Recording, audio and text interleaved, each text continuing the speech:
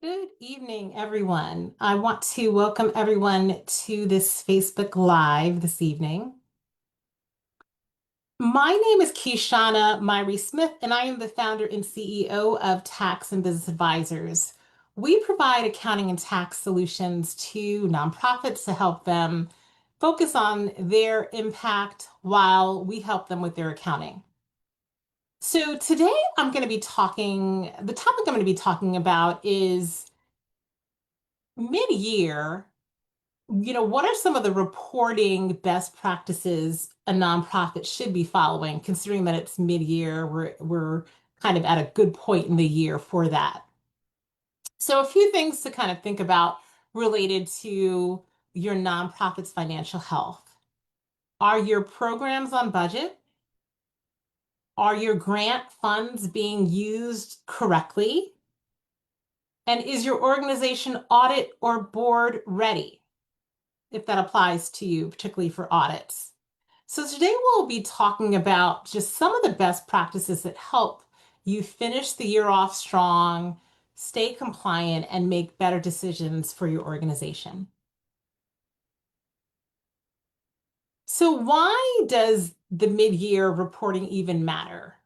One of the things to keep in mind is that mid-year is really built for checking in and serving as a checkpoint for your organization. What it does is it helps avoid any sort of last minute year-end cleanup that may happen if you wait till the fourth quarter of the year. Around the holidays, you may be forced to be doing a lot of cleanup in the fall and in the winter, early winter. It also helps to guide your programs and your financial strategy. So again, it's really important to just kind of stay on top of things, and checking it at a mid-year point will help you know whether or not you should deviate from what you initially anticipated for the year. And it also supports your audits, your funders, and any sort of board preparation that you may have. So ultimately, mid-year is really the opportunity for you to pause, assess, pivot if needed.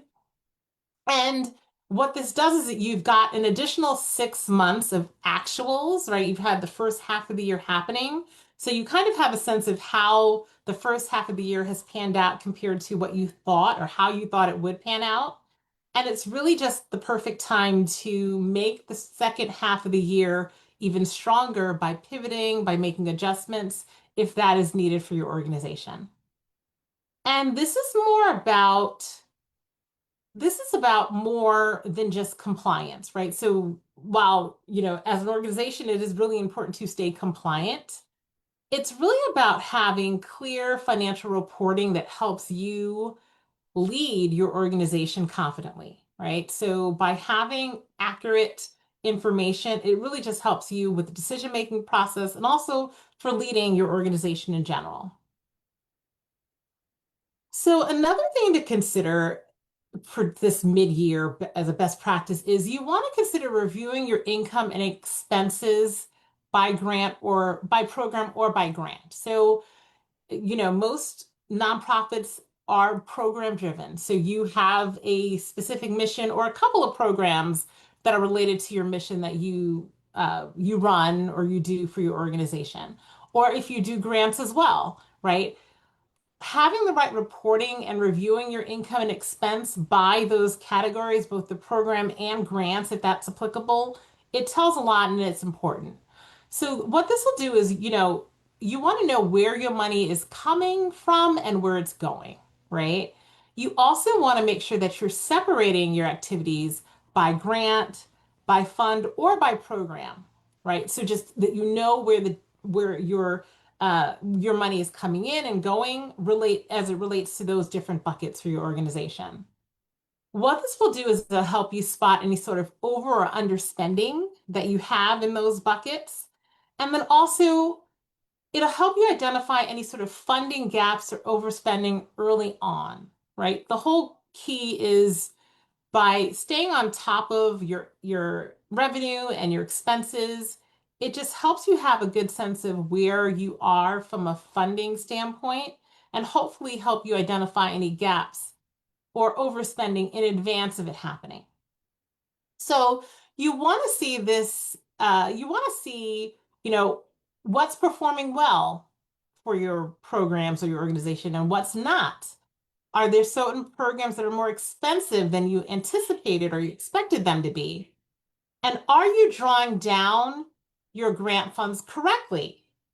Are you utilizing the grant funds correctly? And this is really critical in, for making any sort of funding decisions and future applications. And if something's off, now mid-year is really the right time to correct it or create a plan for correcting it. Another best practice is you want to consider or make sure that you are reconciling your statements. So that's your bank, your credit, and any sort of grant balances, right? You should be reconciling these things, preferably on a monthly basis, right? So monthly reconciliation ultimately usually equals healthy books. You're not letting months go by and transactions kind of just happening and piling up.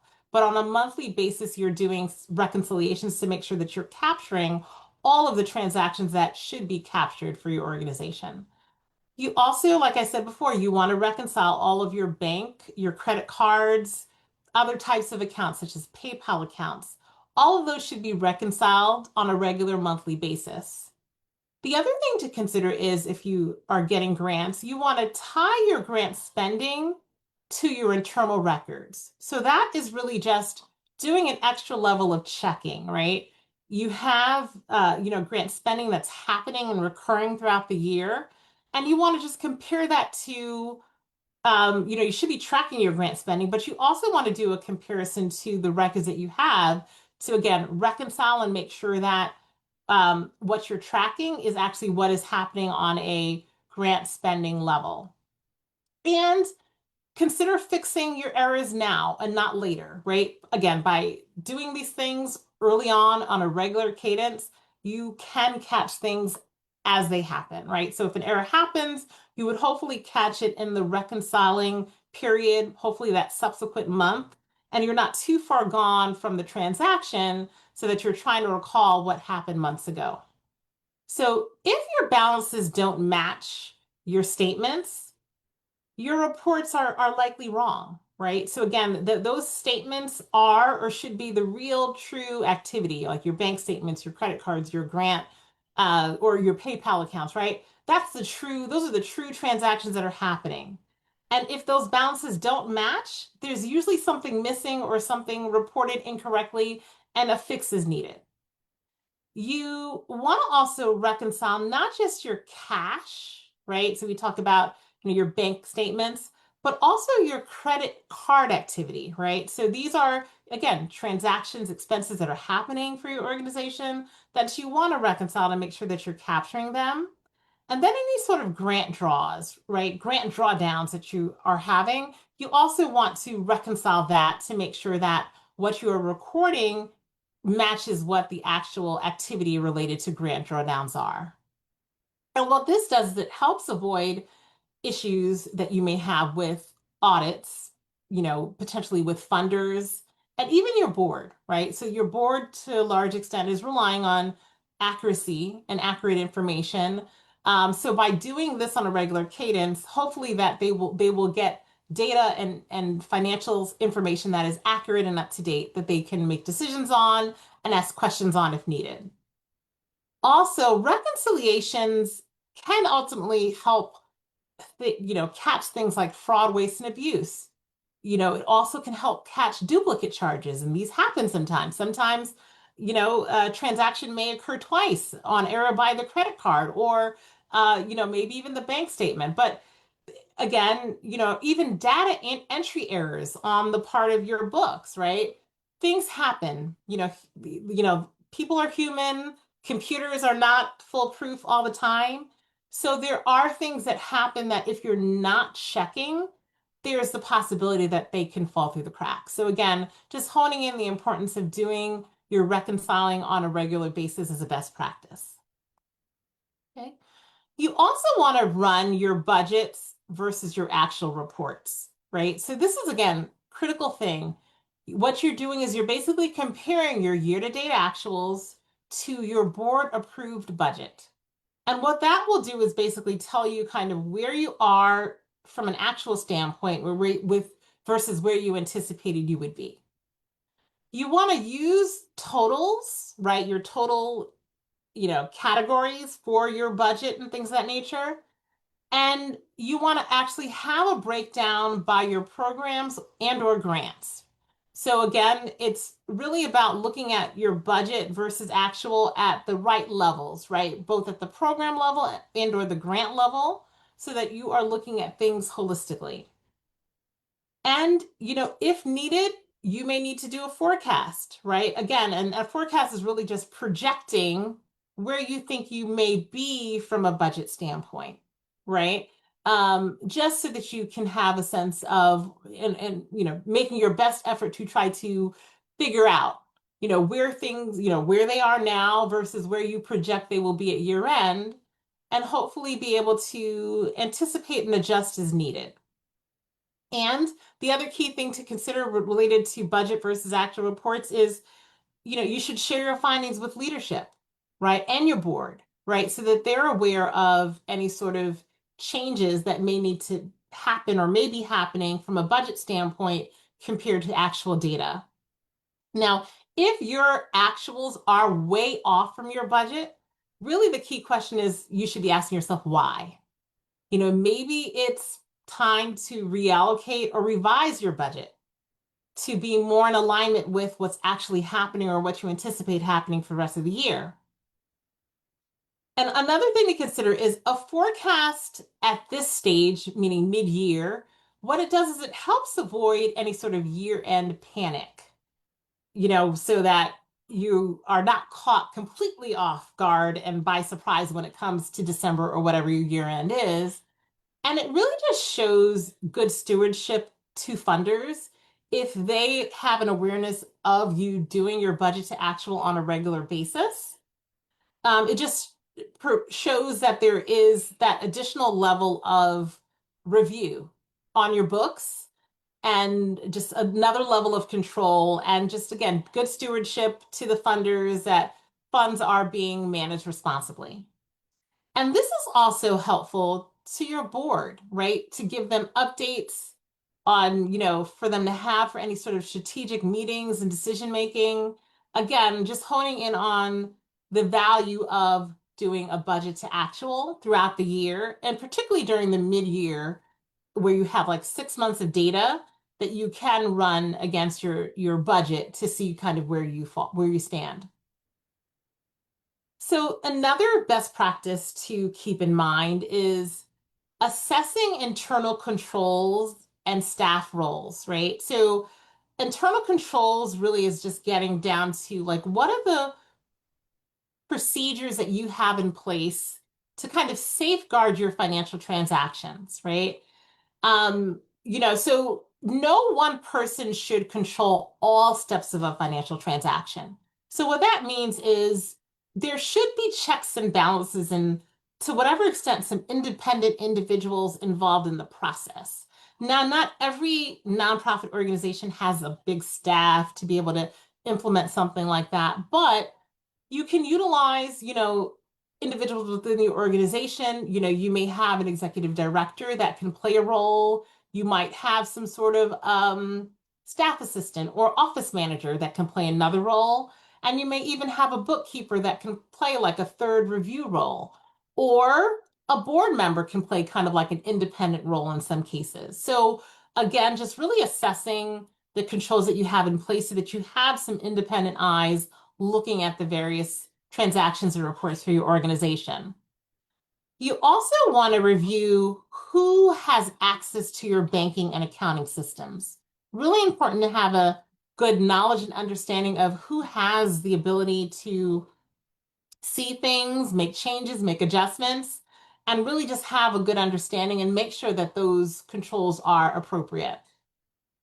You want to also document your financial procedures, right?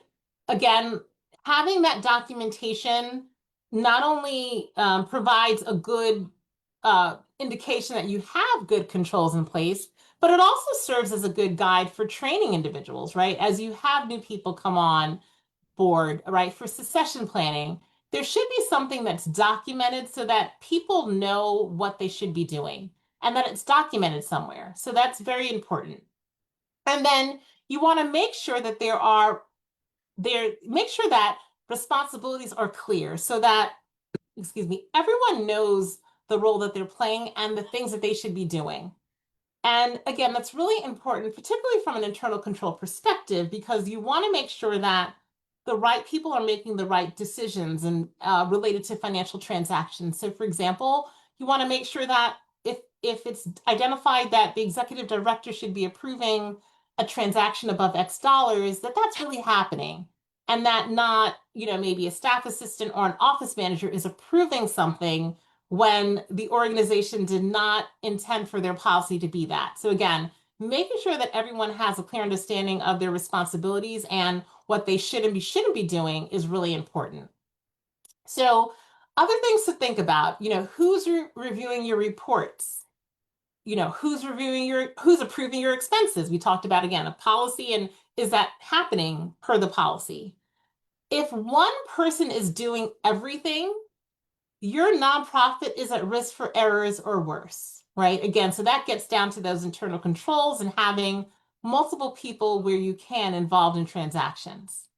And sometimes even a simple checklist of controls can go a long way towards strengthening your organization, right? So again, having documented procedures, but checklists are really good guides, for not only training, but helping people remember on what they should be doing on a regular basis. This is also something that funders look for as it relates to due diligence. So funders are looking to assess, how are your internal controls? Do you have identified your staff roles? And is there clear communication as to how that is handled? Again, a really important, just general best practice to have for your nonprofit organization. Okay. And the next one is you want to prepare for board and funder reporting. What you want to make sure is that you're summarizing your key financial data clearly, right? A good way of doing that is, you can use visuals when possible, charts, high-level executive summaries or summaries to highlight key points that you want whoever you're sharing the information with to focus on. You also want to consider customizing your reports to meet any sort of funder requirements. So quite often funders have reporting requirements, right? And it's really important to know what those are and to have the accurate type of reporting that is needed to provide them that information. Also, by doing this, it helps avoid any sort of surprises at year-end reviews, right? So by having the right reporting throughout the year as you go, at year end, presumably if you've been doing what you should be doing all year, year end should be pretty clean from a reporting standpoint. Not a guarantee, but you're going to be in a much better place if you're doing things throughout the year come year end, as opposed to letting things slide and not handling things throughout the year and waiting till year end. So, board members don't want, a 20-page general ledger to review. They don't want that. They want clarity, right? So they want proper reporting, summaries, charts. You consider using dashboard boards or even pie charts, or even simple one-page summaries can often highlight the financial information that they need to know for the organization. And in terms of funders, you want to be ready to report on spending to date, cost allocations, and even fund balances. So related to funders, again, really critical to make sure that you have accurate, up-to-date reporting to be prepared to provide that to them at the cadence that's identified upfront, or if they ask for that information. And a good report ultimately just builds trust for your organization and future funding potential, right? So there may be funders that are willing to fund again. But just by building up a good track record and reputation, that can go a long way just for future funding opportunities for your organization. And The other best practice to consider is collaborating with your CPA or a bookkeeper. So, we talked about internal controls and the need to have independence where you can, right? Not, a financial transaction for the most part should not, from the beginning to end, have one person doing it, right? We talked about, maybe there's one person entering it, another separate person approving it, per your policy, and then like a third level of review.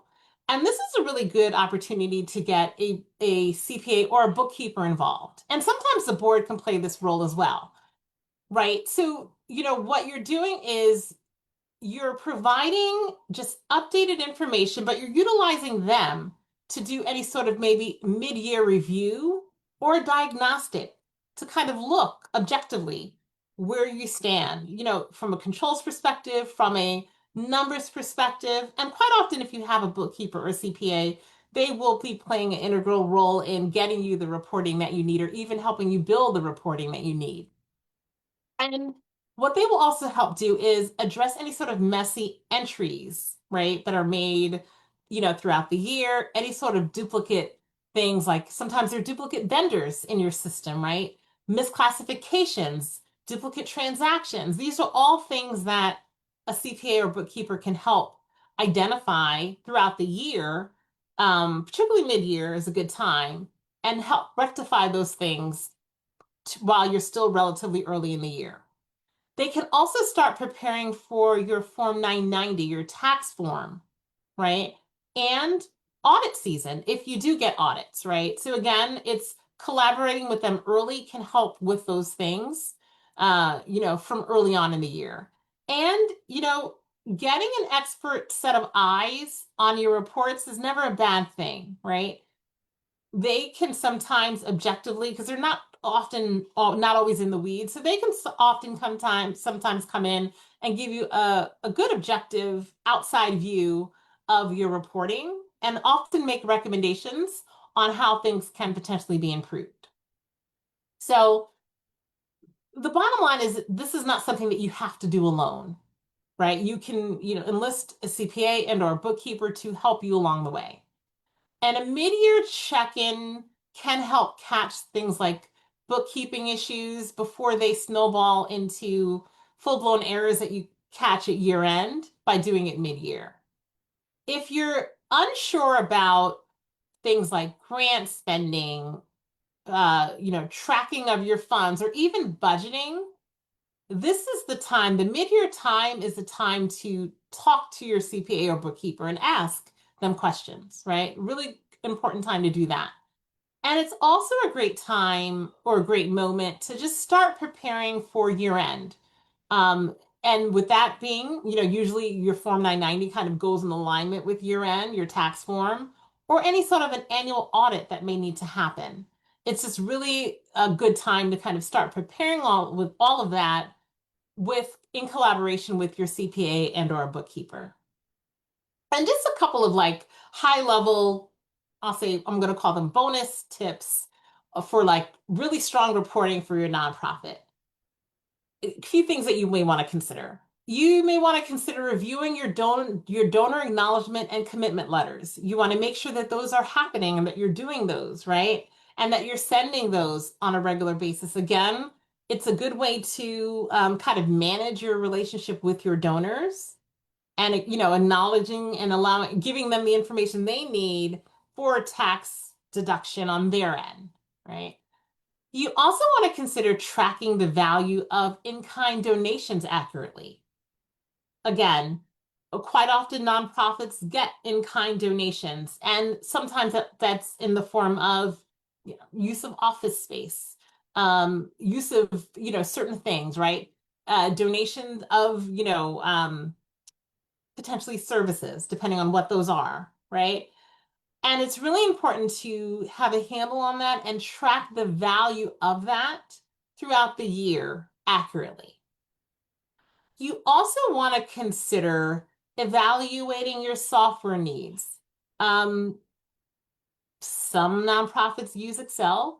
It's not really a best practice to do that, but there's QuickBooks, there's Xero, there are other accounting systems, but again, evaluating, if you are in Excel, certainly consider, upgrading to something like a QuickBooks or a Xero, so that things can be a little bit more automated. But really a good idea to just in general evaluate your software needs. And consider scheduling financial check-ins for the rest of the year. So what that might look like is, we're halfway at the mid-year point. You want to consider, maybe the end of the third quarter, the end of September, having some sort of financial check-in just to kind of see, where your numbers are, where your budget to actual is, right? Prior to even getting to the fourth quarter or year end, if you're a December 31 year end. But again, just thinking about having some regular check-ins throughout the year for your organization. It could be quarterly, so that you're staying on top of your numbers and you have an awareness of where things stand. So, just to reiterate what I talked about a little bit about, you want to make sure that you're on top of your acknowledgments, right? For your contributions, for your donor contributions. So, can think about thank you letters, acknowledgement letters, and because those are required as a nonprofit organization, you are required to send those to those who donate to your organization. And also in-kind donations. We talked about the donation of space, sometimes services, depending on what they are, or even goods, items, right? Those are often missed, and they can get missed often. And you're supposed to really record the value of that for your organization. So it's really important that they are reported properly and that you are aware of what those are and that you're tracking and reporting that accurately. Another thing, ensuring that your accounting software meets your needs, right? So we talked about, Excel versus QuickBooks or Xero, or maybe a more automated way of doing things over Excel, and mid-year is really a great time to consider making those types of upgrades and improvements, to your systems. And lastly, plan ahead, right? Think regular check-ins. Q3, which if you're a December year end, December 31 year end would be September 30, which would be, I'd say, July 1 through September 30, is really a good time to start building a timeline for your year end, right? For your year end close, for a timeline for the things that you need to do for the next, I'll say, 6 months or so to get your nonprofit organization financially, where it needs to be from a reporting and a tracking and a reconciling standpoint. So planning ahead is really important. So, just to kind of recap with a few final thoughts, related to some of the best practices, you know, we started off talking about the importance of mid-year and kind of where we are being in mid-year. And it's really a good opportunity for you to align or realign, looking at, what you planned for versus where you are and making adjustments, right? And just having a realization of kind of where you are versus where you anticipated you would be. And a few small fixes that you make now will likely lead to fewer headaches later, right? So it's never a good idea to wait till the fall if you're a December 31 year end to start looking at stuff. Staying on top of things, tracking things. Summer is a really good time. Mid-year is a really good time to make sure that you're staying on top of your numbers and things of that nature.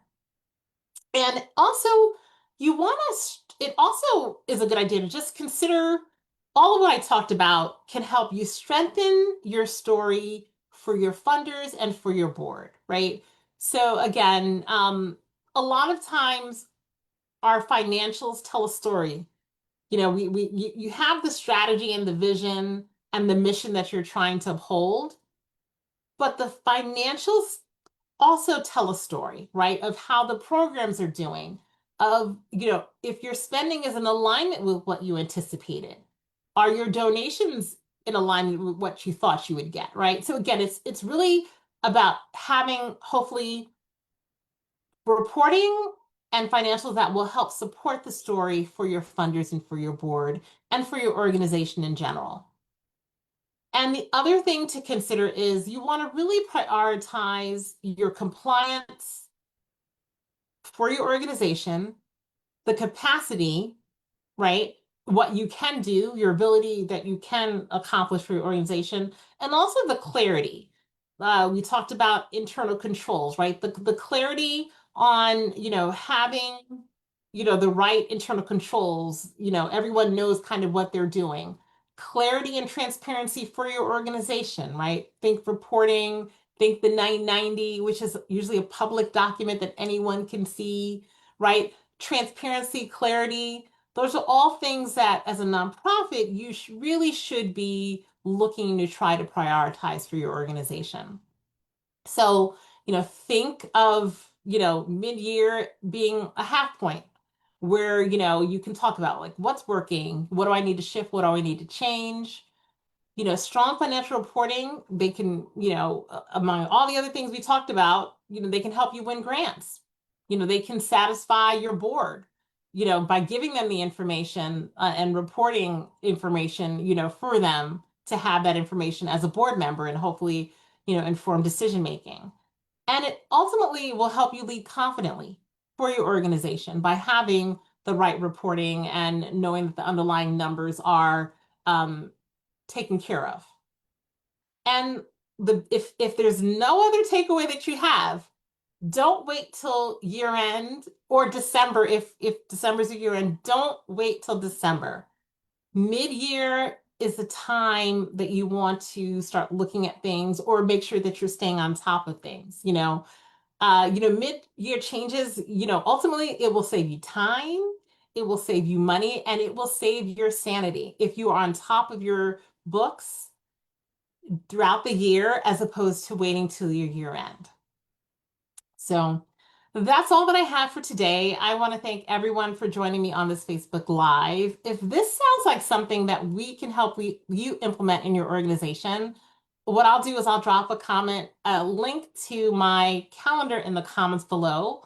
All that you have to do is you have to just click the link to book a call, and we'll see if we can assist you with your mid-year reporting or any of your nonprofit reporting needs. That you may have questions for or you may need help with. That's all that I have for today, and I look forward to connecting again soon. Thanks.